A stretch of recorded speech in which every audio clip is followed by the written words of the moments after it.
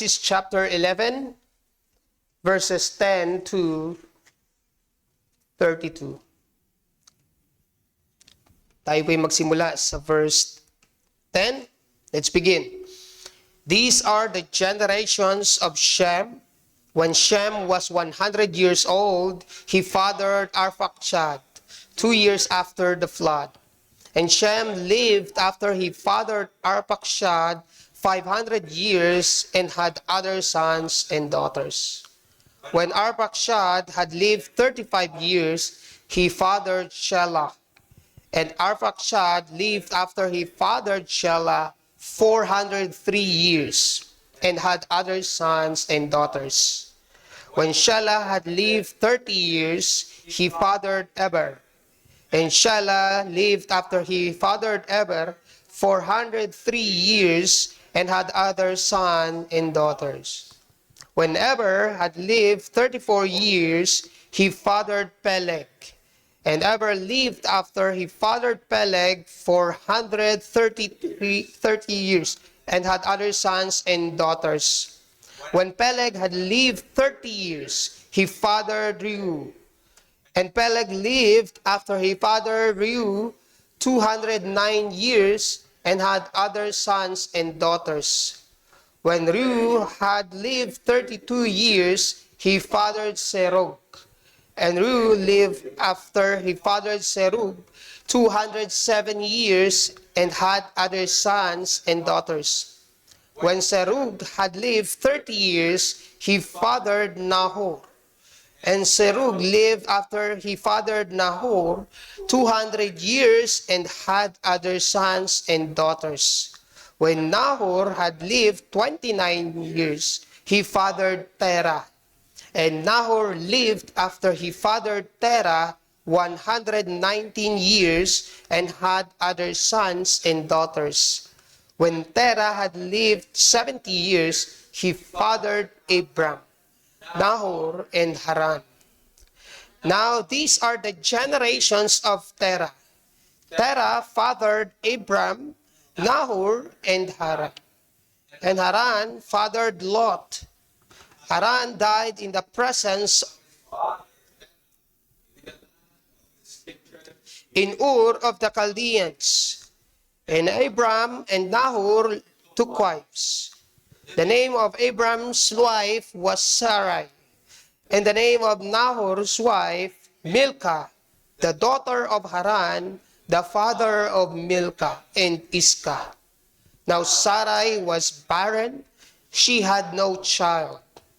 Terah took Abram his son, and Lot the son of Haran his grandson, and Sarai his daughter-in-law, his son Abram's wife, and they went forth together from Ur of the Chaldeans to go into the land of Canaan. But when they came to Haran, they settled there. The days of Terah were 205 years, and Terah died in Haran. May the Lord add blessing to the reading of His Word. Pwede na po tayong umupo. Let us recall, mga kapatid, ang atin pong natutunan na mensahe ng Diyos in the previous passage. In Genesis chapter 11, verses 1 to 9, God's judgment at Babel. Okay? At ang mensahe ng Diyos is that God, the Lord, punishes sin and accomplishes His sovereign purpose by means of demonstrating His judgment at Babel. Ito pong chapter 11 ay isa sa pinakahuling importanteng doktrina na kailangang malaman ng mga original audience, mga Israelites, verses chapter 1 to 11, dahil ito po ang pinaka-foundation nila sa pag-start po ng specific stories like that here in the story of Abram. Pero mas detailed po yan. Introduction pa lang po yung nandito ngayon sa chapter 11. Introduced Abram and his genealogy, ancestors, and family. Okay, later on, specific na po yung pagkatawag sa kanila in details. Genesis 11 marks the close of God's dealing with humanity as a whole. So we have learned from verses chapter 1 to 11, God is dealing with His people. Worldwide po yung story na ito. Pero later on, beginning with verse 12, magsisimula po yan sa specific family and people that would be Abraham. Later on would become Abraham. And at the end of the chapter would be yung descendant niya na si Joseph. Okay? So, itong Genesis 11 ay makikita natin kung paanong isinulat ni Moises. Beginning with the scattering of the people across the earth due to their refusal to follow His plan. Ano pong plano ng Diyos? For them to spread and to maintain the worship of God. Okay? So makita natin from Genesis 11, 1 to 11, makikita po natin kung papaanong paulit-ulit kahit na after the flood ay hindi pa rin na-wash away yung kasalanan. Dahil yung kasalanan mismo, hindi lamang nasa environment, wala sa environment, nandito sa ating mga puso. And God is sad with that. That's before He wiped the whole earth with water of the flood. Okay? So, nadidistort mismo yung image ng tao dahil mismo sa kasalanan na ginagawa during the pre-flood and even the post-flood. Ganun pa man, may judgment ang Diyos, may kasalanan, polluted na lahat ng human race, meron pa rin pong pag-asa. Okay? Those who respond to God in faith are spared and guided. Like that of Noah. He was spared from the judgment of God. So now, ang atin pong concluding sermon sa Genesis chapter 11. Okay? Transitions from the general declaration of God's good news of the promised seed, mananarrow down po ngayon. Okay? So, unti-unti nating makikilala. Kung tayo po yung original audience, wala pa yung buong Bible. Unti-unti nang nakikilala ng mga Israelita kung sino talaga ang Diyos. Kanino siya galing at sino ang kanilang mga ninuno. Okay? That would set the stage also for Abraham. As an introduction for Abraham, sabi ko nga, ito po ang major shift or pivotal part whose journey of faith will shape the future of the human course, the future course of the human history, beginning with chapter 12. Okay?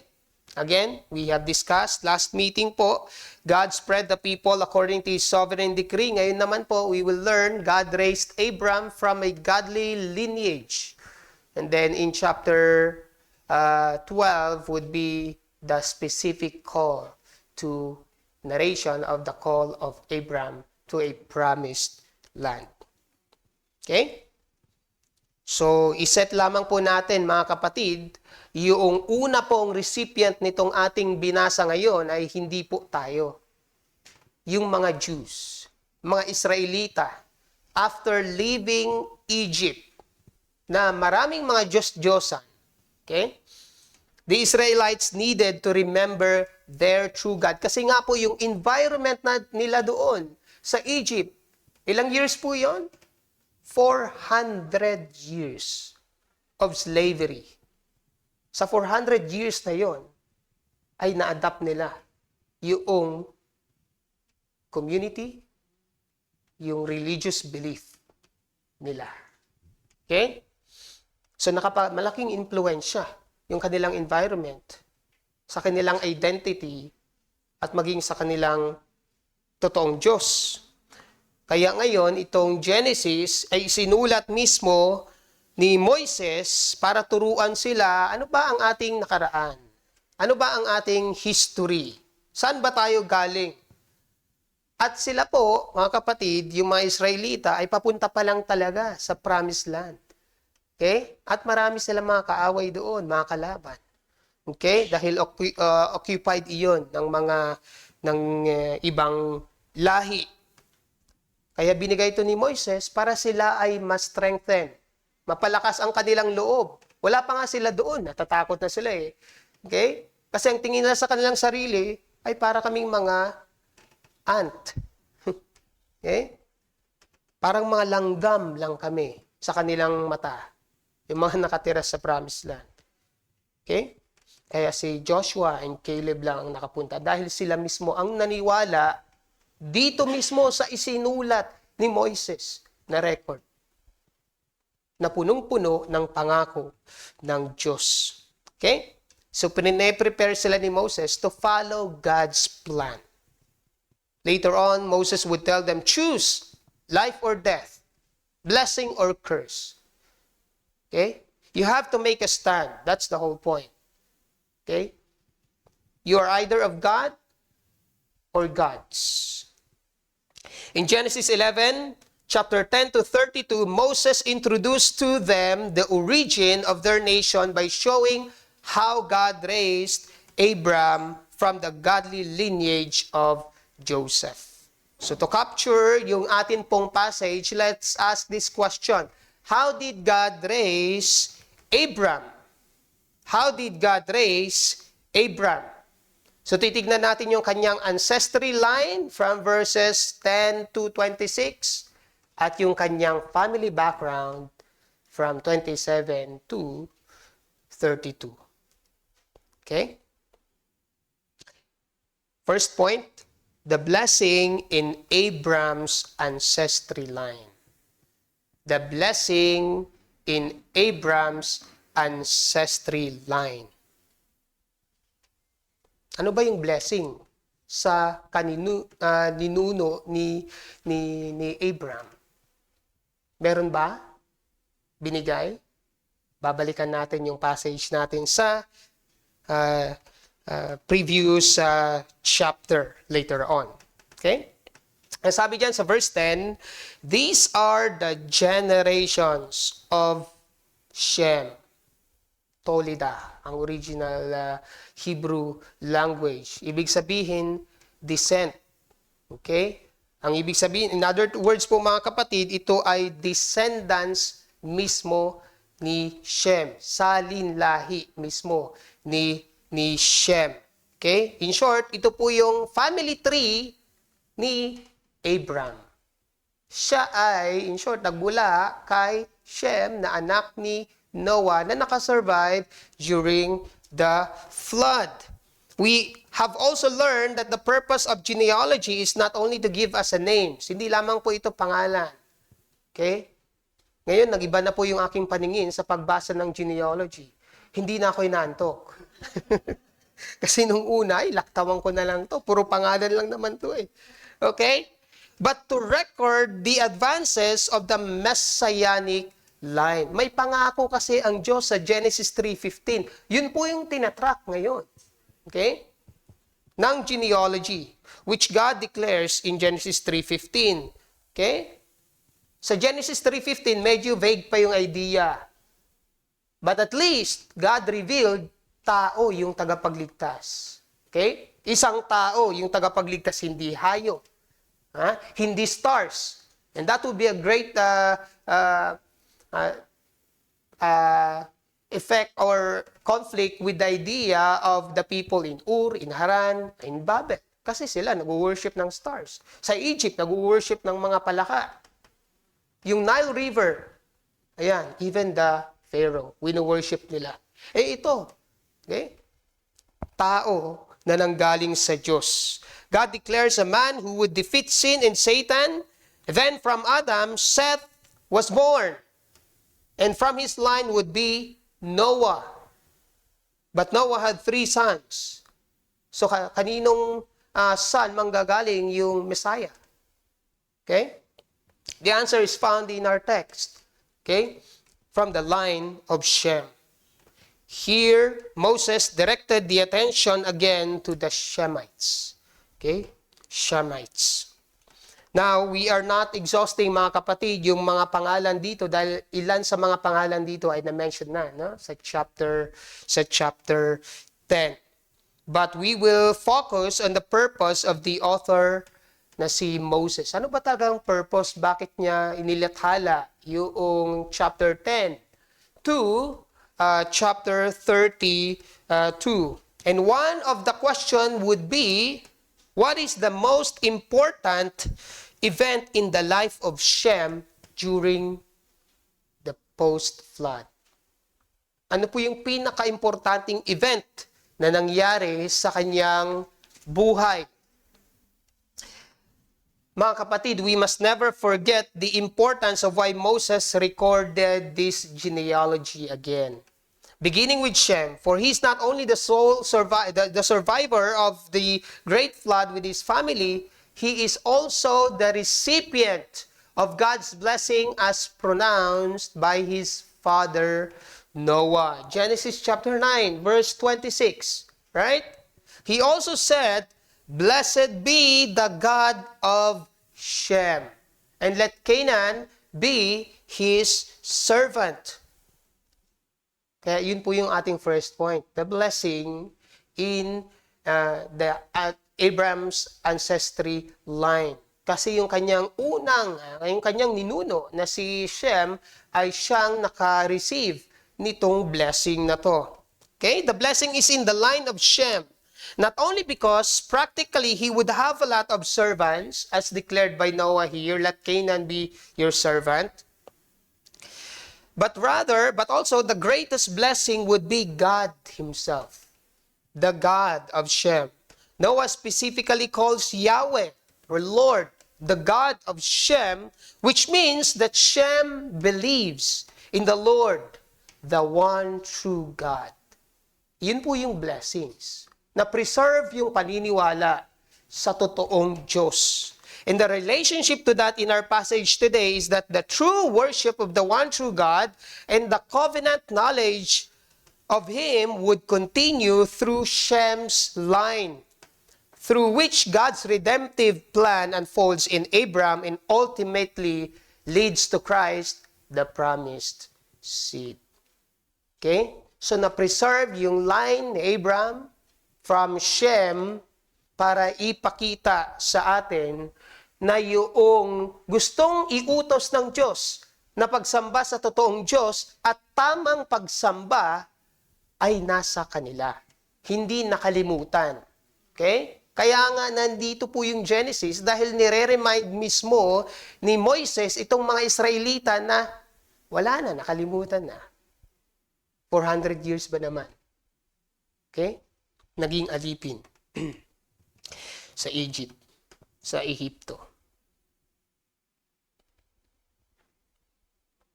Matthew 1 verse 1 tells us, saan galing si Jesus?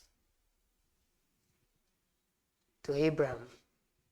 The book of the genealogy of Jesus Christ, the son of David, the son of Abraham. Dito po ang transition niyan sa Genesis chapter 11. The promised seed would come out from the line of Abraham. Kaya mahalaga na malaman natin later on yung background na Abraham. Kristiyano na ba siya nung pinanganak siya? Okay? Sabi ng isang author na si John Phillips, sabi niya, it was such line that God found. At last, the man upon whose daring faith the rest of the Bible is made hinge. End of God. That would be Abraham. Later on, would be part of what? The whole of faith in Genesis, in Hebrews 11. Okay? To follow his faith. An example of faith, the father of faith. Okay? In Genesis 3:15, the promised Savior would be born as a man from God. Okay? Ang pangako ng Diyos sa Genesis 3:15, tao ito. Pero dito, na-narrow down. The name Eber, mapapansin natin sa verse 14, when Shelah had lived 30 years, he fathered Eber. Okay? Sino yan? Si Eber. Eber from the line of Shem. at ninuno mismo ni Abram. Abram, or Eber, was the root of all the Hebrew people. Okay? In fact, Abram is also called Abram the Hebrew. Okay? Abram the Hebrew. Not only because Abram descended from Eber, but also because his belief in God is remarkable, that in the utterance of the people during the time of Peleg, di ba? Nagkaroon ng division during the time of Peleg, probably the Tower of Babel. Okay? At one of that, yung kanyang anak na si Eber ay hindi nakapag-participate doon mismo sa rebellion, according to many scholars and commentators, na hindi nagparticipate doon sa rebellion at the Tower of Babel, kaya't na-preserve mismo yung knowledge, yung idea of the worship of the one true God. Okay? Kaya kilala yung kanyang relihiyon mismo, kaya tinawag na Eber, Hebrew, the Hebrews. Yun yung kilala. Kung sa atin ngayon, ay mga Christians yan, sa kanila, during the time of Babel, ay mga Hebrews yan. Okay? The worshipers of the one true God. Okay? So, Eber remained faithful to the call of God, worshiping the one true God. Okay? Genesis 14 verse 3, si Abram is called the Hebrew. Abram, the Hebrew. Okay? So the point of this genealogy shows that the Messiah would come as a man sent by God. Balik po tayo sa Genesis 3:15. And would raise from the Hebrew people. So hindi ibang lahi. Okay? Hindi lahi ni Joktan. Okay? But from the line of Eber. So nananarrow down. Yung tagapagligtas natin, tao. O sino yon? Saang bansa? Anong lugar? Okay? Unti-unti pong nananarrow down. Dito, tao siya. In Genesis 11, Hebrew pala siya. So hindi Pilipino yon. Hindi Pilipino ang tagapagligtas. Okay? But from the line of Hebrew. Nakukuha niyo po mga kapatid, alam dapat natin kung sino ang tagapagligtas at sino ang hindi. So kung meron nag-claim tapos hindi siya Hebrew, that's the false Messiah. Okay? Pero merong nag-claim ng paniniwala na naniniwala siya sa Diyos pero hindi tao. False yan. False gods. Okay? So kailangan tao, as Genesis 3:15 indicates, and here from the line in Matthew chapter 1 verse 1, line ni Abraham, a Hebrew person. Okay? And later on from the Jewish nation. Okay? Yan. So the genealogy shows us that the Messiah would come as a man sent by God and would arise from the Hebrew people, specifically from the line of Abram, the father of the Hebrews, who descended from Eber, and preserved the worship of the one true God. Okay? So yung text natin mga kapatid dito sa Genesis 11, 10 to 32, has something to do with the genealogy, the ancestry line of Abram transitioning to a story. So from genealogy to narrative na po tayo. From Shem to the family of Terah leading to his son Abram. Okay? Can you imagine mga kapatid, nung marinig dito ng mga original audience, itong Genesis 11, ano kayong pakiramdam nila? Kung ikaw ay isang Israelita, ano yung magiging pakiramdam mo? Or pag ikaw ay isang Hebrew, ano yung magiging pakiramdam mo? Okay? Magiging proud ka ba? Uy, galing pala ako kay Shem. Okay? I mean, mga kapatid, during the time of Paul, it was a privilege to become a Hebrew. And this is one of Paul's boastings in the flesh. Yet, this is nothing compared to knowing Christ his Lord. Philippians 3:4-5 tells us, though I myself have reason for confidence in the flesh also, if anyone else thinks he has reason for confidence in the flesh, I have more. Okay? Circumcised on the 8th day, of the people of Israel, of the tribe of Benjamin, a Hebrew of Hebrews. As to the law, a Pharisee. Naging yabang po ito. Sigurado, pupunta na ako ng langit dahil isa akong Hebreo. Dahil isa akong Jew, directly na akong pupunta ng langit. Meron pong ganong yabang. Kaya gustong ipakita mismo na ni Apostol Pablo dito na hindi ito ang nagiging basihan kung paano tayo ililigtas ng Diyos. Okay? Ang naging basihan, kilalanin mo ang Diyos at maniwala ka. Kaya nga po ang sinabi niya diyan, okay? Lahat ng ito, ng meron ako, I count as rubbish. As ang original po doon ay dung. Okay? Lahat yan ay baliwala. Ang gusto ko lang malaman ay kung sino ang Diyos na siyang aking tagapagligtas.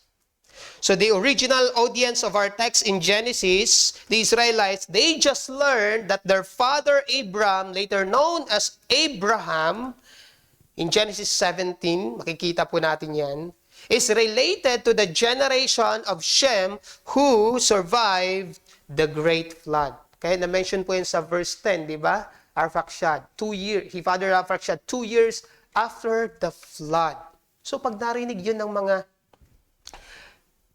Israelita, ano dapat yung tumatakbo sa kanilang isip? Okay? So itong account na to, therefore, this account must have brought them back in their minds about their original design and purpose. Ano po yung purpose nila? To lovingly obey God and to worship Him alone. Hindi po ba yan ang ginawa ni Noah after mandating him to be fruitful and multiply and fill the earth? And then after that, he offered sacrifice to God. That's worship. So yan yung kailangan nilang gawin. Mag-spread dahil utos ng Diyos at mag-worship dahil siya ay Diyos na siyang nag-deliver sa kanila from the flood. Okay? Another important thing to consider, mga kapatid, is the repeated ideas. Nakuha po natin kanina ito sa IBS concerning the lifespan of the people during the post-flood. Ano po yung mapapansin natin dyan? Tignan natin from verses 10 to 18. Makikita natin na medyo mahaba-haba pa yung kanilang mga edad. 600 to 400. Pagdating kay Peleg, yan. Rapid decline. 239 years. Hanggang kay Nahor at kay Terah. Ang sabi ni Matthew Henry, when the earth began to replenish, men's lives began to shorten, so that the decrease is to be imputed to the wise disposal of providence, rather than to any decay of nature. For the elect's sake, men's days are shortened. End of quote. Providence pala yun ng Panginoon. Ibig sabihin, God is working behind the scenes. Hindi natin nakikita, pero meron siyang purpose. Tignan natin yung sinabi mismo ni Jacob. Okay? Yung sinabi ni Jacob, yung apo mismo ni Abraham, nung sila ay yung kanyang anak kasi na si Joseph, alam natin yung story, ay tinapon, nainggit yung kanyang mga kapatid, tinapon, gusto nilang patayin, at ibinenta na lang nila sa isang merchant. Okay? At dinala, binenta rin siya doon sa Egypt. At ang nakakuha ay si Pharaoh. Okay? Siya ay naging slave doon. And later on, by God's providence, yan po yung providence. Pag sinabing providence, God is working behind the scenes, whether the situation is good or bad. But it would lead eventually for God's purpose. and for the greater good of His people. So ngayon, si Joseph ay naging leader, vice president sa Egypt. At merong famine by that time. Dinala niya yung kanyang tatay at ang kanyang pamilya. At pinakilala sa old Pharaoh ito sa old Pharaoh before sila maging slave. Okay? Sa old Pharaoh, at ito ang sinabi mismo ni Jacob here in verse 9 of chapter 47. Sabi na, and Jacob said to Pharaoh, the days of the years of my sojournings are 130 years. Few and evil have been the days of years of my life. They have not attained to the days of the years of the life of my fathers in the days of their sojourning. Sabi niya sa Pharaoh, maikli lamang po yung aking buhay. Hindi kagaya yung time nila Shem, time nila Noah, even the pre-flood event. Di ba? Mahahaba, halos mag-1,000 yung kanilang mga edad. Pero ngayon, 130 years lamang po. Sabi niya sa Pharaoh. Ang gusto niyang i-point out diyan, kaya ito short, para ma-experience mismo, nakakaunti lang yung evil that we experience in this world. And then after that, forever in the goodness of God in heaven, by God's grace. Ano ang sinabi ni Moises sa kanyang prayer? Na-record mismo ng isang manunulat ng Salmo. Makikita natin yan sa Book of Psalms in Psalm chapter 90. Ni-record nila, kasi yung Psalms ay collection of writings, na-record nila yung prayer ni Moses. At ito yung prayer niya. The years of our life are 70. Or even by reason of strength, 80. You see? Yung una, 600 kay Shem, papunta kay Peleg, 200. Ito kay Moses, 70 na lang, 80. O kung malakas-lakas pa, kagaya ni Nerile, 100 plus. Nung siya ay buhay pa, of course. Okay?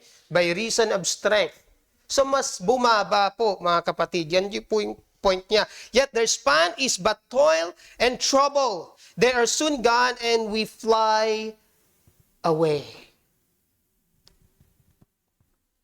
So nung nalaman po, nung nakita nila itong mga Israelita, yung original audience, again, hindi po tayo okay, yung original audience, yung pag-decline ng age mismo, ng pagkabuhay nitong mga tao, from the line of Shem to Abram, sa tingin po natin, what is the impact of this to the people who are living in the wilderness, the chosen nation of God from Abram, hearing this account of their father? Sa dating sa kanila, ano kaya ito? Remember, Moses encourages the people to choose life as they are preparing to enter the promised land, which simply means to choose life is to choose to believe God and His Word. For what reason? Ito ang sinabi niya in Deuteronomy chapter 30 verse 20, for He is your life and length of days. God is your life and your length of days. Let's read. Let me read. Sabi niya dito sa verse 19, I call heaven and earth to witness against you today that I have set before you life and death, blessing and curse. Therefore choose life that you and your offspring may live. And loving, sabi niya dyan, loving the Lord your God, obeying His voice, and holding fast to Him. For He is your life and length of days, that you may dwell in the land that the Lord swore to your fathers, to Abraham, to Isaac, and to Jacob, to give them. Okay? Wala pa po sila sa Kanaan nito. Ito yung preparation. So anong purpose? Bakit niya to sinulat? Yung Genesis? Para sila ay ma-prepare that they would choose life. What it means to have to choose life? Yan po, nakalagay dyan. Loving God, obeying His voice, and holding fast to Him. Dahil marami sa kanila, bumitaw na. Nasa wilderness pa lang. Okay? Kaya yung iba, kinain na ng lupa. As God's judgment to them. So this might probably what Moses is trying to imply, mga kapatid, to the Israelites and to us also. Ayan. Yan naman ang common sa atin. What did Moses want us to learn in his prayer to God in Psalm 90 in relation to the declining lifespan of our passage today in Genesis? Moses told us the answer in verse 12 of Psalm 90. Ano po yung sinabi niya? So teach us to number our days that we may gain a heart of wisdom. Ano po yung sinabi niya dyan? Teach us to number our days that we may gain a heart of wisdom. What is wisdom? Wisdom means having a listening heart, an obedient heart to God. Yan po yung wisdom na pinapatungkulan ni James.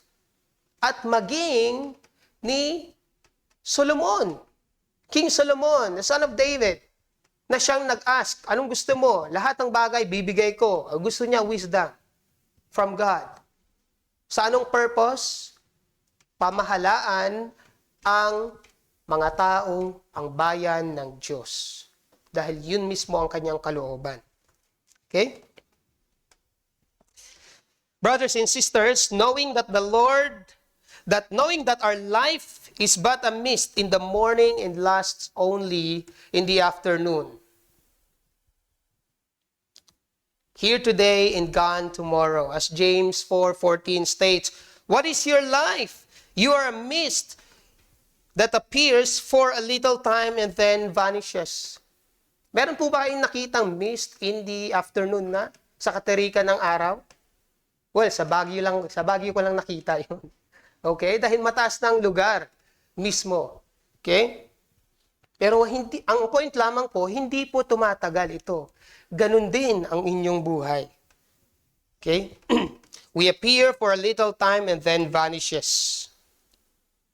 So you ask yourself, mga kapatid, in our very short life in this world, have you ever learned the most important thing? Have you ever known the ultimate purpose for which God created you? Di natin alam. Tomorrow, after 5 years, 10 years, the Lord will bring us back to dust, and we will be held accountable. What is the purpose of our lives? The Westminster Catechism answers that. Kasi then, a question then. Okay? What is the chief end of man? Man's chief end is to glorify God and to enjoy Him forever. Ano ang purpose ng ating buhay? To glorify God. Gawin ang tama. Sundin ang kanyang salita. At maniwala sa kanya. Ay, nakakapagod. Ang daming utos. Kaya nga, nakalagay dyan. And enjoy Him forever. To glorify Him in all that we do. Look at 1 Corinthians 10:31. Tama ba yung nalagay ko dyan? 1 Corinthians? Wala, nandito sa akin. So whether you eat or drink or whatever you do, do all to the glory of God. So as a church, is the glory of God your deepest joy? Is your deepest joy and satisfaction found in God, both now and in your hope for eternity? If He is, are you living your life in a way that truly honors and reflects God in everything that we do? Dahil ang punto po, mga kapatid, this is what it means to have the blessing of the God of Shem. to have a covenantal relationship with God, to lovingly obey Him, and to worship Him like our ancestors. Galing din naman tayo kay Shem. Nahiwalay lang doon kay sino nga yun? Kay Joktan. Okay? Si Eber kasi galing kay Peleg. Okay?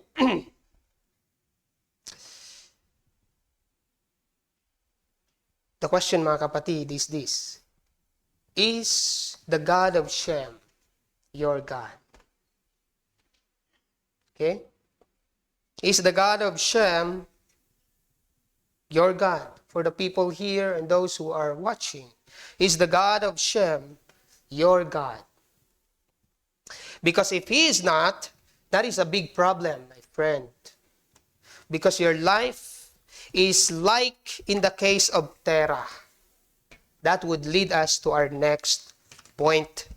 The problem in Abram's family background. The problem in Abram's family background. From verses 27 to 32. Okay? So we have seen here, we can see here, we can read here that now these are the generations of Terah. Okay, again, pag sinabi nating generations, descent or descendants or family, mga ancestors nila mismo. Ito, yung pamilya naman ni Terah. Kasi pag merong generations, now these are the generations, palaging introduction yan to what follows. So Terah and the generations of Terah hanggang kay life ni Joseph na. Okay? So although we have already seen the blessing of God in the line of Shem, we discover that there are hindrances to that blessing throughout generations.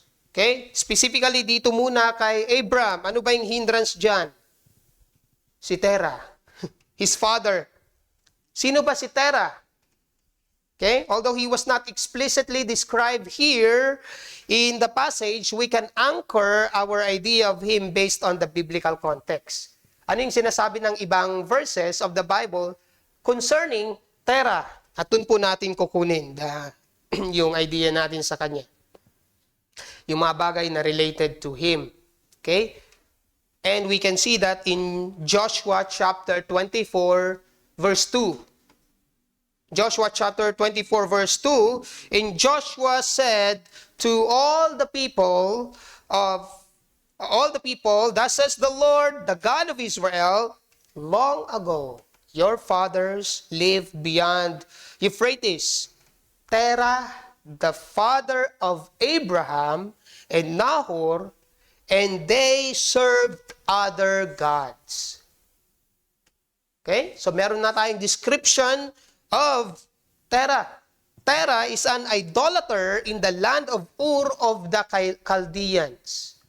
He was an idolater. He is an idolater. Remember where we left last time? This is the post-Babel already.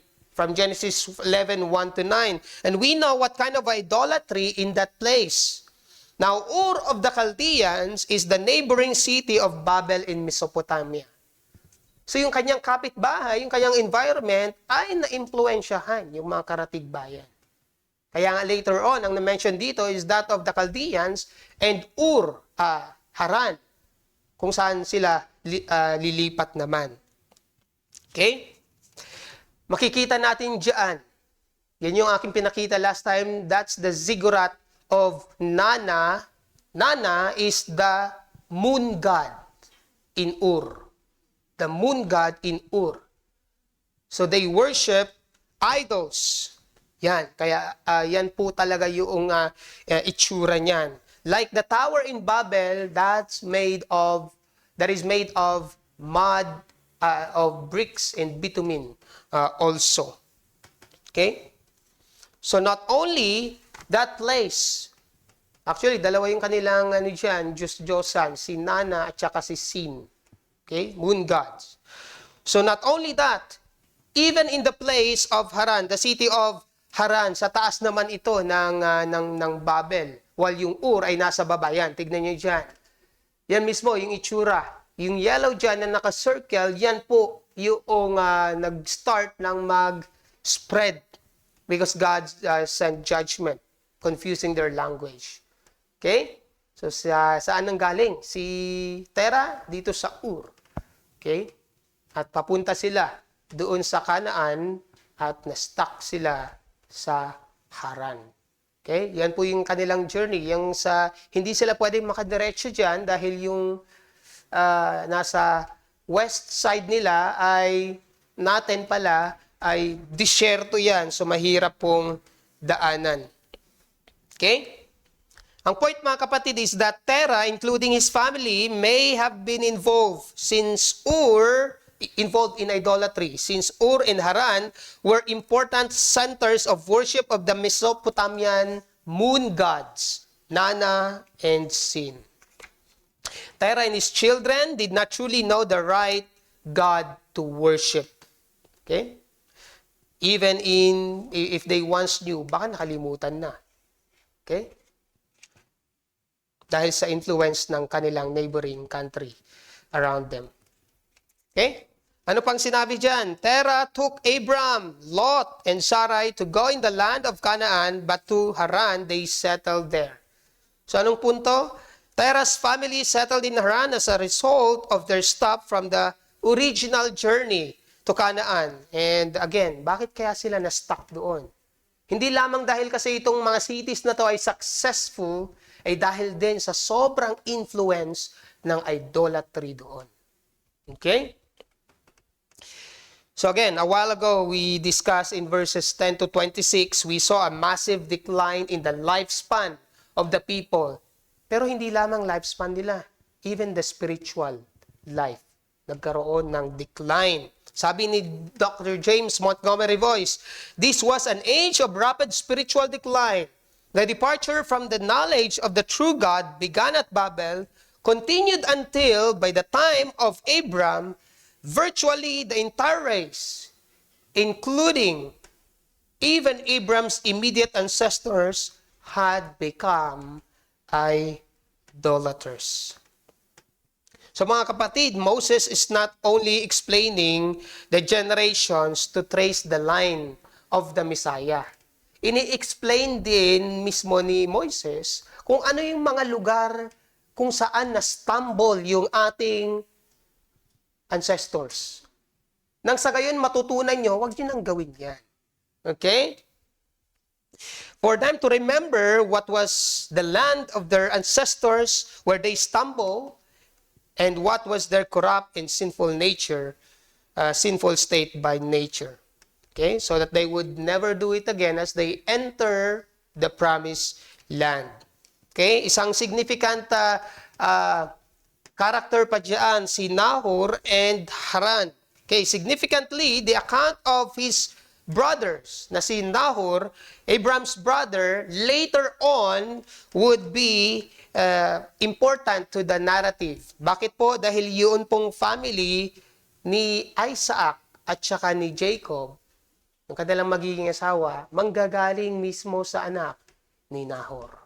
Okay? Abangan po natin yan sa chapter 24 at saka 28. Si Haran naman, who was the father of Lot, died before his own father. So, as a result, Haran dies while his father Terah is still alive. As a result, Lot remains under Terah's care.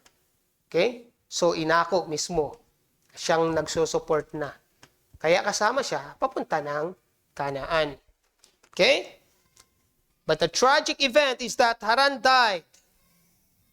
And Terah took Lot going to Haran.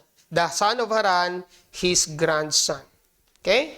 So Lot became an orphan when his father died. As a result, he was taken by his grandpa. Grandpa, Terah. Grandpa. Okay? So ang point lamang mga kapatid is this. A major obstacle in the life of Abram is that the God of Shem is not the God of Terah. That's the whole point here. His father. Okay? May blessing na, pero merong hindrance sa blessing na yan. Okay? Yung kanyang father, hindi mismo naniniwala. Okay? Sa totoong Diyos. So unless God causes Abram himself to believe and obey His word concerning the right worship of our God, he cannot have the blessing of God. For God does not share His glory to any other gods or anyone in this world. Again, let me quote John Phillips in Exploring Genesis. Sabi niya, Abram was very young in the faith. He had so much to learn, and God could afford to wait. So the wasted years slipped by until at last, upon the removal of the hindrance to further progress by the death of Terah, Abram began to take those giant steps forward that lifted him from the darkness and obscurity of paganism into the spotlight of faith. So ang point niya, itong si Terah ay sa hindrance mismo. Dahil hindi naipasa yung totoong pagkaalam sa Diyos at totoong worship sa Kanya. Okay? Hindi lamang yon ang problema, mga kapatid, sa background ni Abraham. Yung kanyang asawa ay hindi magkaanak. Another problem arises to Abram. Later in the story, he would be called to journey in the promised land sa chapter 12 po yan, preparation, and that God will grant him descendants as many as the stars in the skies in Genesis chapter 15. But Moses' introduction of him is that Abram and Sarai could not build a family due to Sarai's barrenness.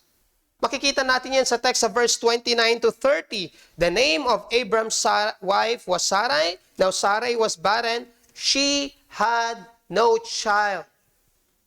Okay? Hindi sila magkaanak dahil kay Sarai. Okay? At during the time ni Abraham at saka ni Sarai, isang kahihiyan po yan.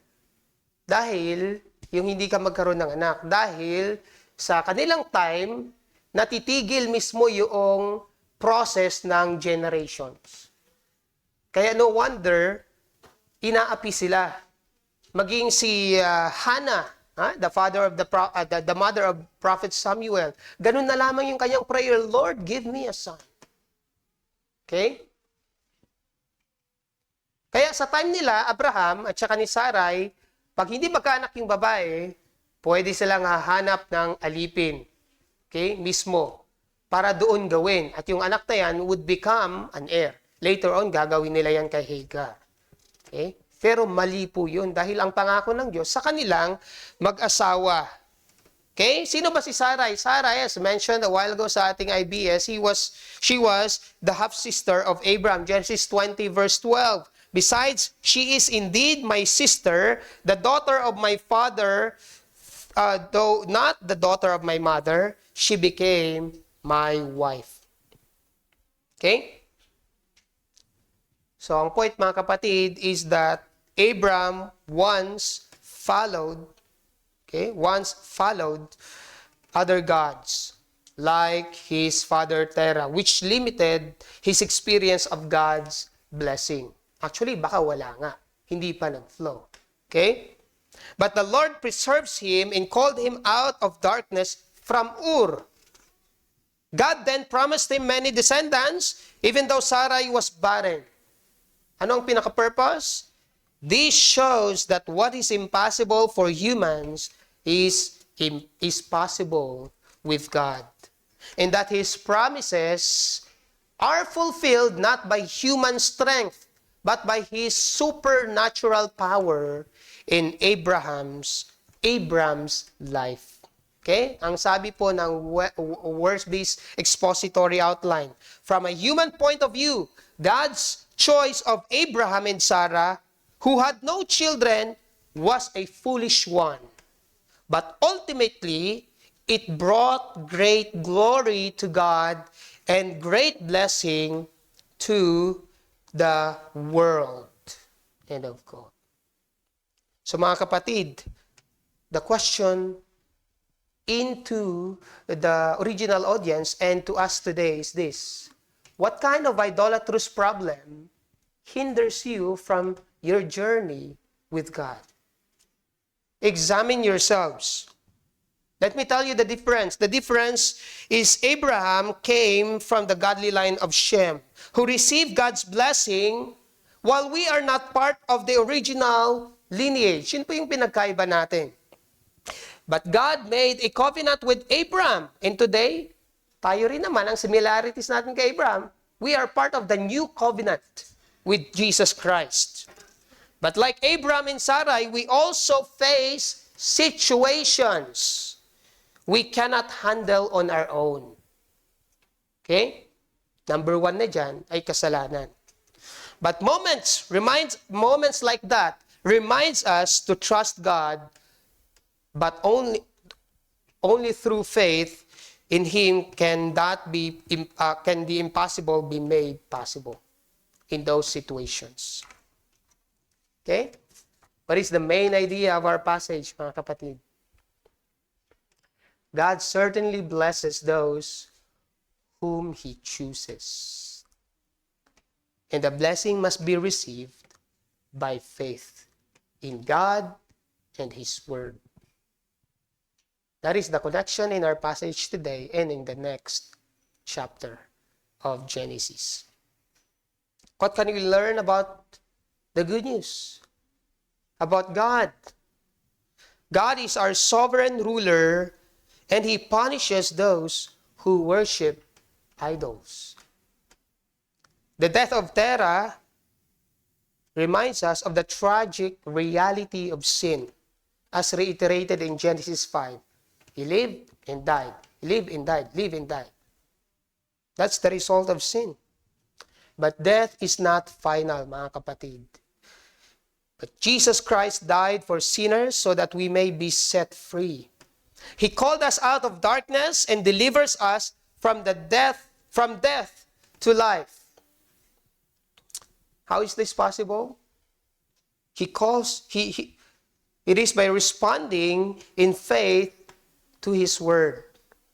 So when we receive the promise of when you receive the promise of eternal life, you are called to walk out of darkness. Pag sinabing darkness, no longer walking in sin, the desire, the will to sin, but to live in His marvelous light.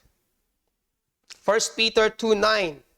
Ito mismo, ang original audience, Israelita. Sabi ni Pedro, you are a chosen race, a royal priesthood, a holy nation, a people for His own possession, that you may proclaim the excellencies of God who called you out of darkness into His marvelous light. Okay? Mga kapatid, as God's chosen people, we must examine the environment that we have in life. That would certainly bring compromise to our faith, and not to mingle in the works of darkness. Resist the conformity to the world. For we are commanded by God not to be conformed in the pattern of this world in Romans 12, but rather live as children of light. Okay? How do we do that? By submitting to God's Word. Okay? Practically speaking, mga kapatid, how do we get to apply that now as a church? Okay? Well, for one, mga kapatid, is that we pray and join prayer meeting. Then study the Bible and join Bible study. Ha? Ano yun? Parang paulit-ulit. Intentional po yan, mga kapatid. Because we are to pray and study the Bible both privately, personally, and corporately. Okay? This is not only personal, but the corporate task of the church. Okay? How do we get to apply that in our personal lives? Next, in our environment. Examine the environment that we have. Does your school, does your work, your family like that of Terah, hinders you from worshiping the Lord and joining our covenant family in serving the Lord. Examine yourselves, mga kapatid. Does your work schedule on Sunday that has been set apart by God being compromised and you are missing to attend to? If yes, meron talaga mga bagay na hindi natin maiiwasan na ganon ang scenario. But the question is, are you content with that? Are you okay with that na palilipasin natin yung utos ng Diyos na hindi natin magawa? Okay lang, small compromise lang naman eh. But His Word is God's Word. His command is definite. Okay? Let's take, for example, there are only few members of the church attending the prayer meeting. There are only few people attending Bible study. There are only brothers and sisters who are not bothered preparing Saturday night or Sunday morning to be able to attend the inductive Bible study by 8:30 a.m. Those are not legalism. I hope you understand that. This is the way for us to express our love to God as stated in the Bible. That's how the early church devoted themselves in the apostles' teaching, in the fellowship, in the prayer, and the breaking of bread. We are not sometimes bothered by those things. And yet, mga kapatid, we recite our covenant with our tongue. We recite with our tongue our covenant or commitment to one another. When do we recite that?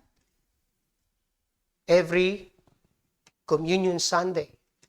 As a member of the church, we participate in a task in the kingdom of God as a body of Christ. Mga kapatid, what excuse do we have? What excuse do we have to prioritize God and His righteousness? Or do we have the heart of a foolish sluggard, in the words of King Solomon in Proverbs 26:13? The sluggard says, there's a lion in the road. There's a lion in the streets. I can't do this. I can't do that because of this, because of that.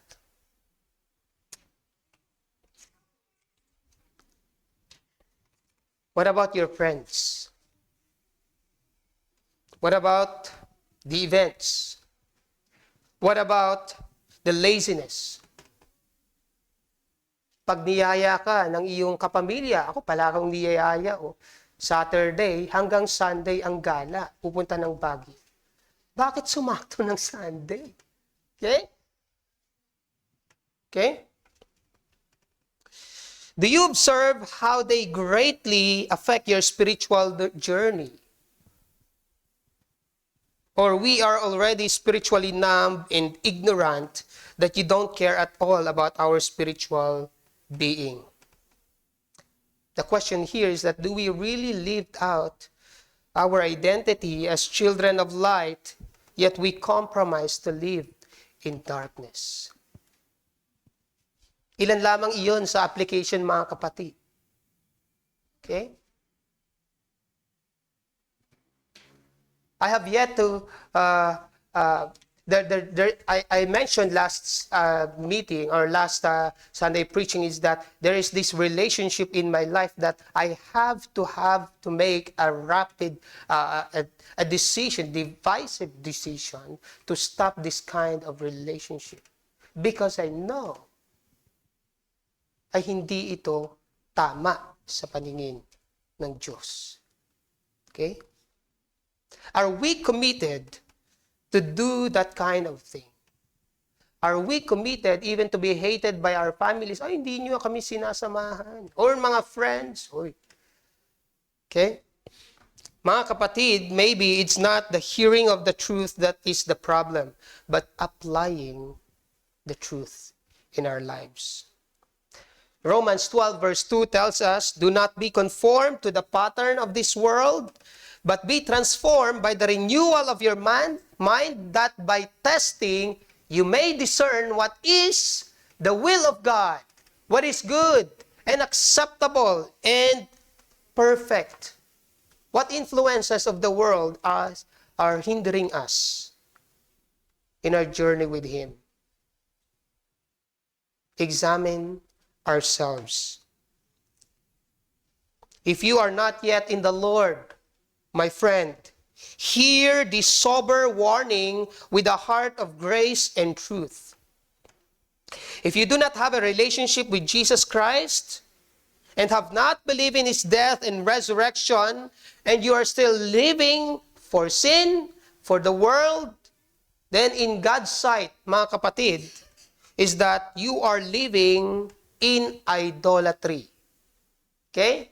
If you have other priorities than that of God, if you have loved someone, other things, or this world more than God, that is called idolatry and unfaithfulness to God. James 4 tells us that, you adulterous people, do you not know that friendship with the world is enmity with God? Therefore, whoever wishes to be a friend of the world makes himself an enemy of God. Do you want to become an enemy of God? Then let's take heed of His warning. Colossians 3:5 tells us, put to death, therefore, what is earthly in you, sexual immorality, okay, impurity, passion, evil desire, and covetousness, which is idolatry. Akala po kasi natin, yung aking idea ng idolatry is that pag meron kang ribulto, yun lang po yung idolatry. Hindi po. Anything that you love, you prioritize more than the will of God in the Scripture is an idolatry. It could be ourselves, it could be money, your work, your friends, your phones, or anything.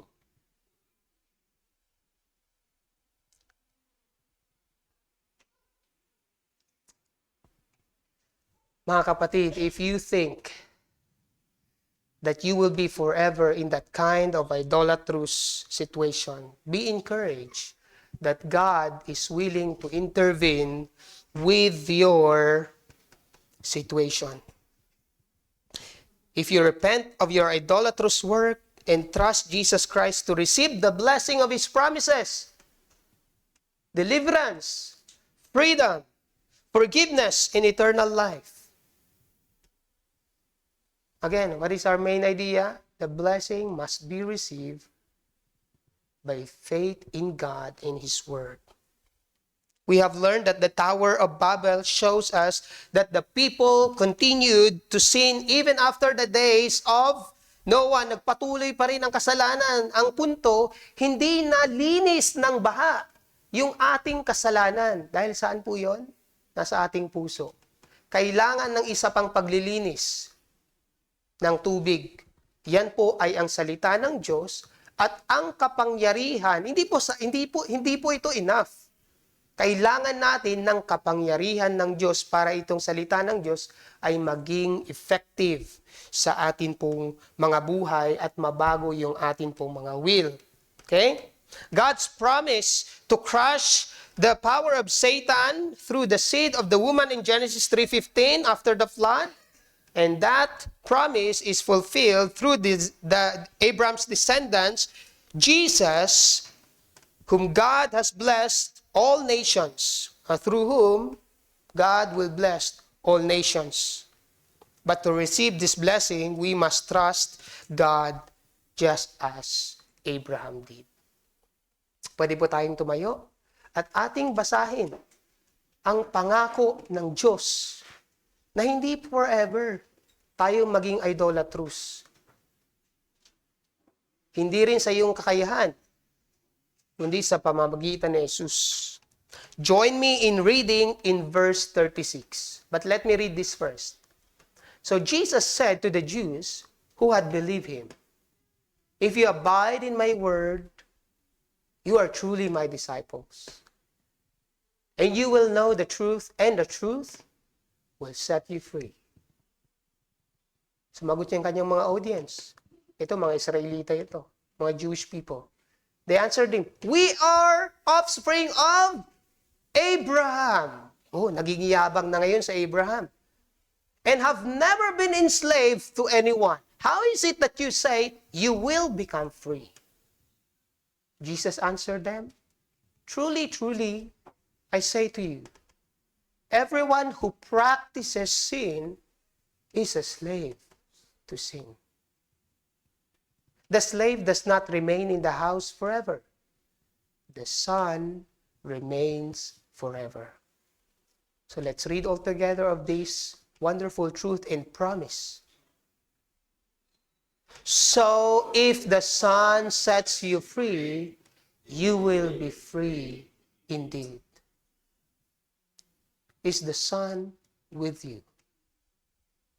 Then slavery to idolatry is a lie. Believe God's word today. Let's pray. Father in heaven,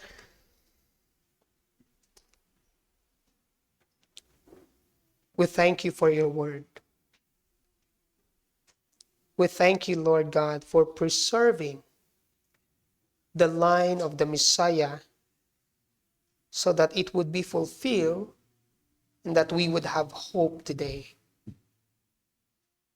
Father, forgive us from all of our idolatrous acts.